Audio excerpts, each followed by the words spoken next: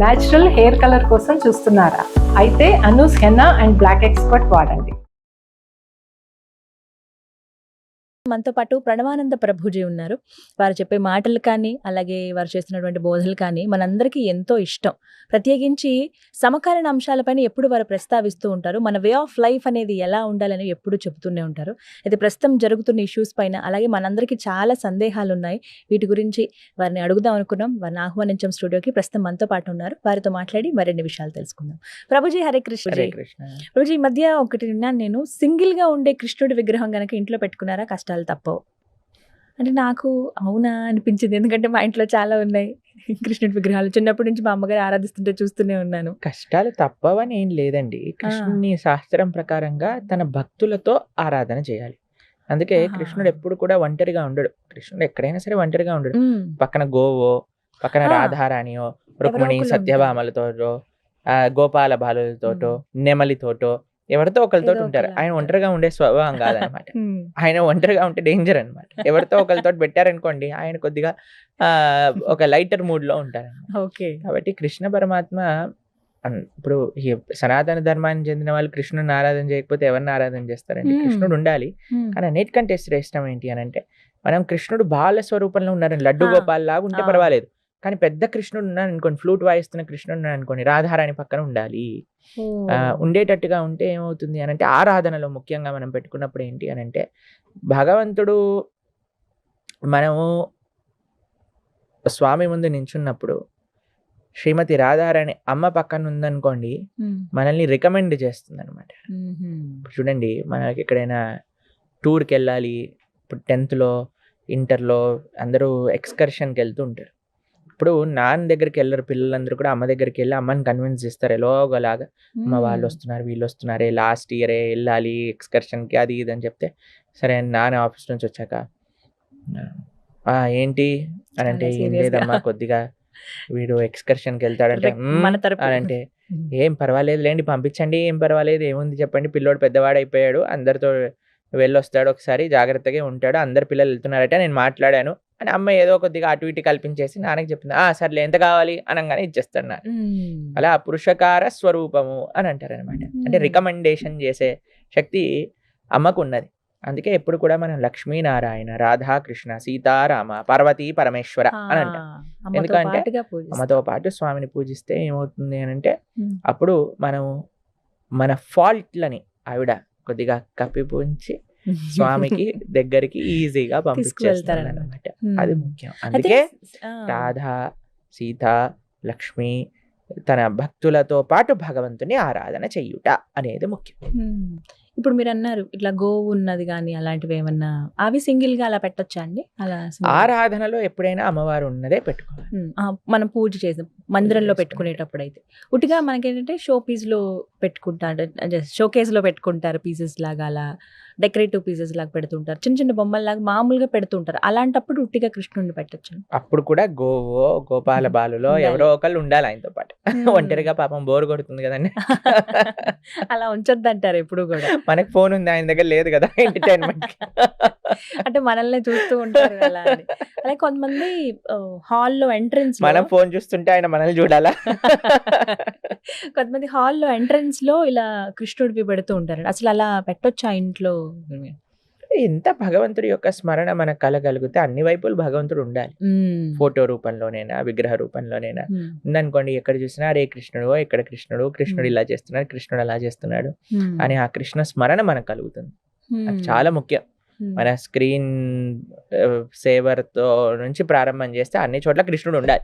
అప్పుడే మనకి ఎంత కృష్ణుడిని, భగవంతుని చూస్తుంటే, ఎంత భగవంతుడి గురించి వింటూ ఉంటే అంత మంచి భావనలు మన లోపల కలుగుతాయి. ఆ పాజిటివ్ ఎన్వైరన్మెంట్ అనేది మనకు కలుగుతుంది. ఇప్పుడు చూడండి, ఎవరైనా ఇష్టం హాస్టల్లో చూస్తుండే వాళ్ళ ఫేవరెట్ హీరోలు, హీరోయిన్లు, కార్లు, మొత్తం నాకు ఆ రూమ్ లోకి వెళ్ళగానే కొద్దిగా అనీజీగా అనిపించేది అనమాట. మా రూమ్ లోకి వచ్చారనుకోండి, మా అన్ని కృష్ణుడు అన్ని చోట్ల కృష్ణుడు ఉండేవాడు అనమాట. ఎంతో బాగుండేది. అంటే ఎవరి పిచ్చి వాళ్ళకి ఆనందం అనుకోండి. కానీ మంచి పిచ్చి కూడా ఉంటుంది కదండి, చెడు పిచ్చి, మంచి పిచ్చి రెండు ఉంటాయి. కాబట్టి చాలా మంచిది. భగవంతుడు సకల గుణాలకు నిధి, సకల అందానికి స్వరూపం ఆయనే. కాబట్టి మనం భగవంతుడు ఎన్ని వైపులు, అన్ని 4 వైపులు చూస్తే భగవంతుడు ఉన్నాడు అనుకోండి, కనిపించేలా. అది ఇంటికి మంచిది, మనకి మంచిది, మన కృష్ణ స్మరణ కలిగిస్తూ ఉంటుంది. దానికంటే గొప్ప విషయం ఇంకేముంది చెప్పు. అంటే విగ్రహం రూపాల్లో ఇప్పుడు ఆరాధనలో పెట్టుకున్నప్పుడు కూడా కొంతమంది పంచలోహాలతో పెట్టుకుంటారు, కొంతమంది గాజు బొమ్మలు పెడుతూ ఉంటారు, కొంతమంది మట్టివి పెడుతూ ఉంటారు, ఆయిల్ పెయింట్స్ వేసిన కృష్ణుడు. ఇవన్నీ చేయొచ్చా అండి ఆరాధనలో? ఏం పర్వాలేదు, మన అవునా? భక్తి ఉండాలి, ప్రేమ ఉండాలి, శాస్త్రీయంగా ఆరాధన చేయాలి. నేను ఒక ఇంట్లో చూసానండి, విగ్రహాలు ఇలా ఏం లేవు, భగవద్గీత ఉంది పుస్తకం, దానికి ఒక్కదానికి దీపం పెట్టి అలాగే దండం పెట్టి దానికి దండ వేయటం, ఇవన్నీ చాలా చూశాను. మంచిది. భగవద్గీత భాగవతం సాక్షాత్తుగా భగవత్ స్వరూపమే. ఆ, కానీ కేవలం భగవద్గీత భాగవతాన్ని ఆరాధన చేస్తే సరిపోదు, దాన్ని చదవాలి కూడా. అవును, ఎప్పుడు చెప్తూ శాస్త్రముల ఉంటారు. యొక్క ఆరాధన చదవటం ద్వారా వస్తుంది. హ్మ్. కాబట్టి తప్పకుండా చాలా ఆలయాలు ఉన్నాయి ఎక్కడైతే భాగవతాన్ని కృష్ణ స్వరూపంగా, భాగవతానికి కిరీటము, హ్మ్. తర్వాత నెమలి పించము, తర్వాత మురళి. వేణువు పెట్టేసి ఆయనకి అలంకరణ చేసి ఆరాధన చేస్తారన్నమాట. భాగవతం సాక్షాత్ కృష్ణుడే. హ్మ్. కాబట్టి తప్పక భాగవతాన్ని ఇంట్లో ఉంచాలి, ఆరాధన చేయాలంటే చదవాలి. అది చాలా ముఖ్యం. చదవటమే ఆరాధన అంటారు ప్రధానంగా. అయితే కృష్ణుడి విగ్రహాలు ఉండొచ్చు ఇంట్లో. తప్పకుండా చాలా ఉండాలి. భయపడ్డా. కృష్ణుడు విగ్రహం లేని ఇల్లు కానే కాదు. మీకు ఒక విషయం చెప్తాను, భవనము అని అంటారు. ఆ. భవనము, భ అంటే భగవంతుడు. భగవంతుని తీసేయండి, ఇంట్లో నుంచి ఏం మిగులుతుంది? అడవి, వనం. వనం. కాబట్టి భగవంతుడు ఉన్న ఇల్లు మాత్రమే భవన్.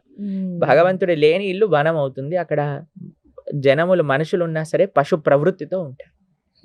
కాబట్టి భగవంతుడు కేంద్రంగా ఇల్లు ఉండటమే అది నిజమైన ఇల్లు, అది నిజమైన గృహము. అది చాలా ముఖ్యం. ఇప్పుడు అందరూ చక్కగా కృష్ణుడి విగ్రహాల ఫొటోస్ అన్ని తెచ్చుకుని పెట్టుకోవాలి. ఇంకా మా భక్తుల ఇళ్లలో మీరు చూసారనుకోండి, ఎక్కడైతే ఇప్పుడు చూడండి, ఒక దగ్గర మెయిన్ అట్రాక్షన్ ఏంటి అంటే టీవీ స్పాట్ అంటారు. అది TV ఇంట్లోకి లోగానే టీవీ యూనిట్ ఉంటుంది. పెట్టుకుంటారు. మా భక్తుల ఇళ్లలో టీవీ యూనిట్ ప్లేస్ లోనే పూజా మందిరం ఉంటుంది. ఇంట్లో మెయిన్ సెంటర్ ఆఫ్ అట్రాక్షన్. మీకు ఒక విషయం చెప్తానండి, ఇంట్లో మెయిన్ ప్రియారిటీ దేనికి ఇస్తారో ఇల్లంతా అక్కడే చేరుతుంది. ఇప్పుడు టీవీ యూనిట్ పెట్టారనుకోండి, ఇల్లంతా టీవీ యూనిట్ ముందు కూర్చుంటుంది. అదే టీవీ యూనిట్ ని తీసి భగవంతుడు పెట్టారనుకోండి, ఇల్లంతా భగవంతుడి దగ్గర చేరుతుంది. అందుకే family that prays together stays together అంటే, family that watches TV together stays together అనడానికి ఏమీ గ్యారంటీ లేదు. అవును. ఇంకా చెప్పాలంటే ఆ టీవీలలో చూసి వీళ్ళ లోపల వీళ్ళ మనస్పర్ధలు ఇంకా పట్టచ్చు, ఒకరిపైన ఒకళ్ళకి డౌట్స్ రావచ్చు. కానీ ఎప్పుడైతే భగవత్ కేంద్రంగా మనం జీవిస్తామో అప్పుడు మనం చాలా బాగుంటాం. అప్పుడు ఇల్లు అంతా కూడా సుఖంగా ఉంటుంది. అది విశేషం. బ్రహ్మ ముహూర్తం చాలా ముఖ్యమైనది, విలువైనది. అయితే చాలా మందికి దాని వాల్యూ తెలియట్లేదు అనేది ఇప్పుడు వస్తున్నటువంటి మాట. ఇక్కడ అసలు బ్రహ్మ ముహూర్తం అంటే సరిగ్గా సమయం ఏంటి అని అడుగుతూ ఉంటారు కొంతమంది. 2:30 అంటారు, కొంతమంది 3:30 అంటారు. ఈ కన్ఫ్యూజన్ ఒకటి. అసలు బ్రహ్మ ముహూర్తం విశిష్టత ఏంటండి? అప్పుడు అసలు ఏం పనులు చేయాలి, ఏవి చేయకూడదు? జీవుణ్ణి ఉద్ధరించడానికి చేసే పనులన్నీ బ్రహ్మ ముహూర్తంలో చేయాలి. ఇప్పుడు చూడండి, మనకి సమయం కూడా గుణములతో ప్రభావితమై ఉంటుంది. ప్రొద్దున పూట సత్వగుణ ప్రధానం అని చెప్తారు బ్రహ్మ ముహూర్త కాలం. బ్రహ్మ ముహూర్తం అంటే ఏం లేదండి, 4-4:30 సమయాన్ని బ్రహ్మ ముహూర్తంగా 4 నుంచి 4:30 4 గంటలు అనుకోండి మీరు. సుమారుగా 4 o'clockకి లేవటం అనేది ఒక హ్యాబిట్ గా పెట్టుకున్నాం అనుకోండి, ఇంకా మనకి సూర్యోదయం ఎప్పుడు, సూర్యాస్తమయం ఎప్పుడు క్యాలెండర్లో చూస్తే దానికి ఎగ్జాక్ట్గా 2 గడియలు ముందు లేస్తాను, అవన్నీ అవసరం లేదు. రోజు 4 o'clockకి లేసారనుకోండి, ఇంకా జీవితంలో దానికంటే మంచి అలవాటు ఇంకోటి లేనే ఉండదు. 4-4:30 ఇది చాలా మంచి అలవాటు అండి. మేము ఇప్పుడు సుమారుగా 2012 నుంచి ప్రతిరోజు 3:30-4 గంటలకు లేస్తున్నాం. కాబట్టి మాకు తెలుసు ఆ అనుభూతి. ప్రొద్దున పూట బ్రహ్మ ముహూర్తంలో లేచి ఆ సాధన చేసుకోవటం, దానివల్ల వచ్చే శక్తి, దానివల్ల వచ్చే ఒక భగవద్ అనుభూతి, దానివల్ల మనకి లభించే ఒక పాజిటివిటీ, మానసిక బలము అనేది చాలా విశేషం. మనం వినే ఉంటారు మీరు చిన్నప్పటి నుంచి, early to bed early to rice keeps a man healthy wealthy and wise అంటారు. 3 విషయాలు. ఎవరికి హెల్దీగా ఉండాలి అని ఉండదండి, ఎవరికి వెల్దీగా ఉండాలని ఉండదండి, ఎవరికి వైజ్గా ఉండాలని ఉండదండి. కాబట్టి ప్రొద్దున పూట లేవాలి.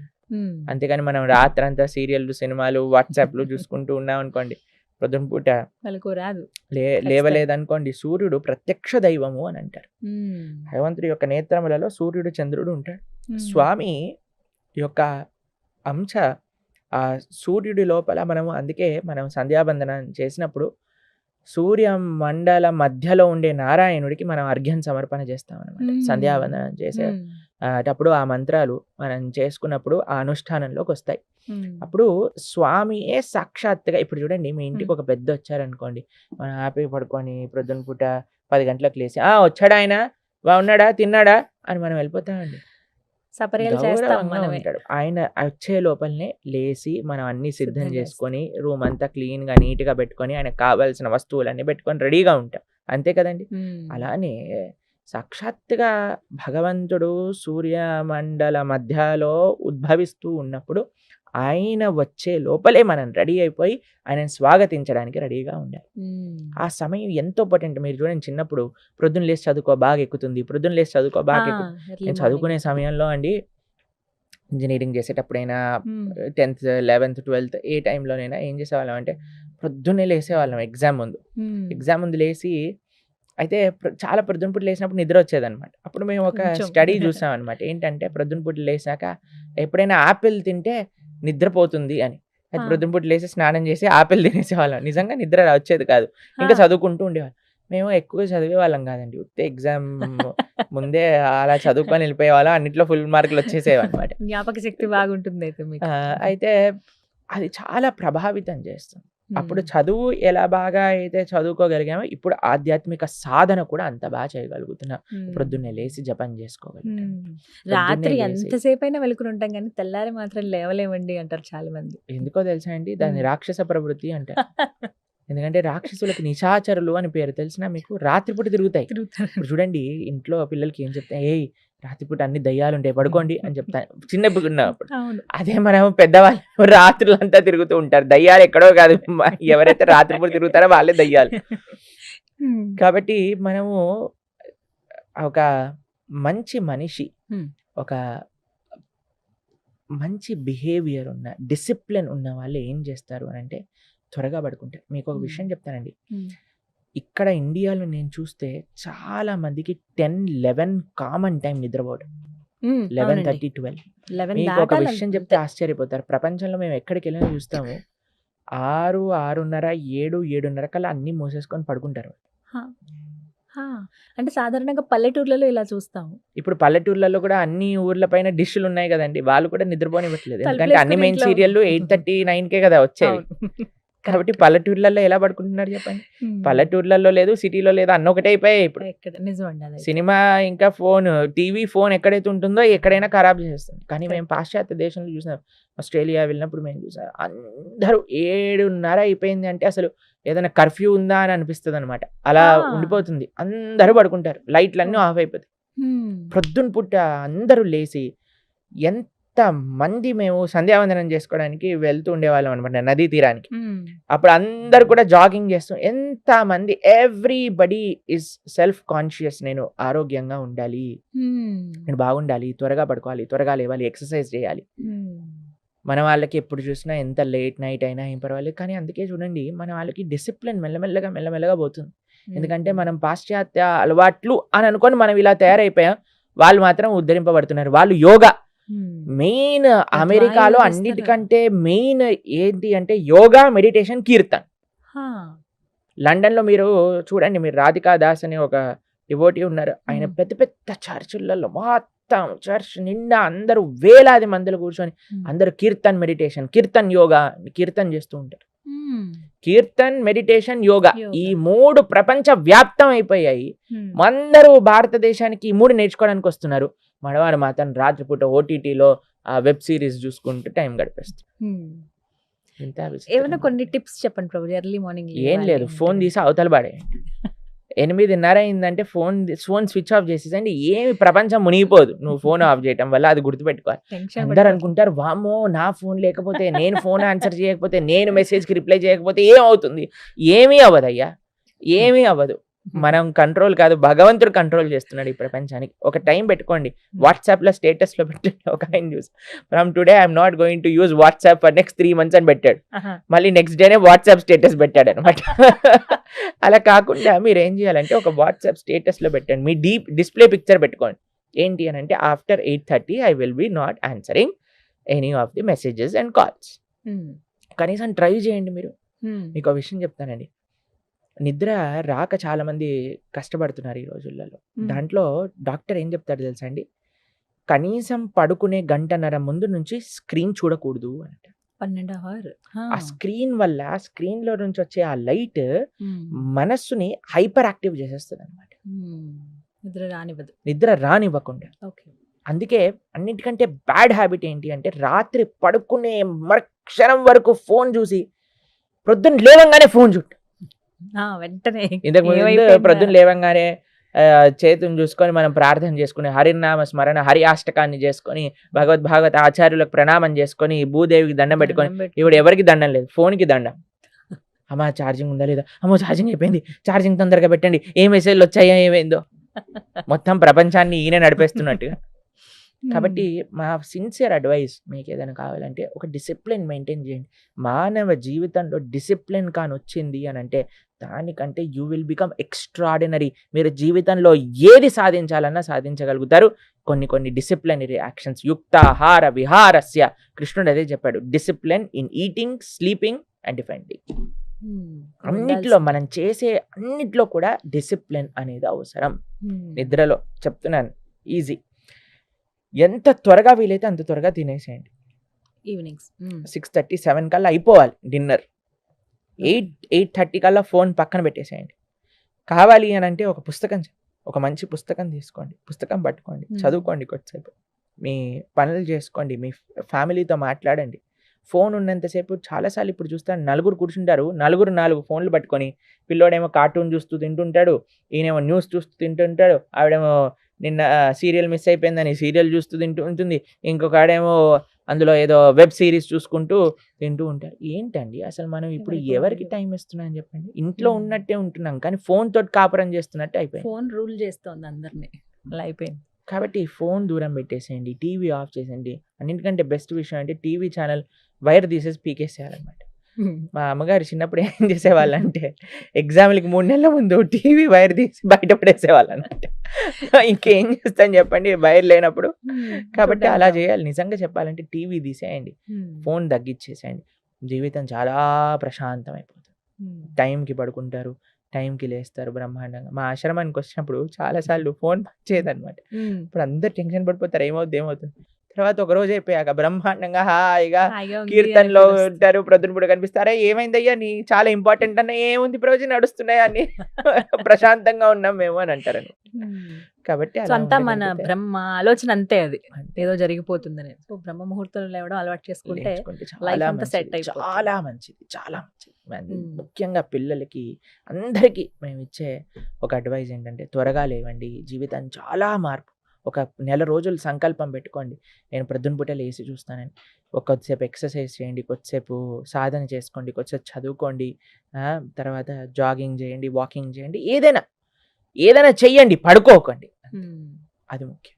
రైట్, చాలా చక్కగా వివరించారు ప్రభుజీ. హరే కృష్ణ.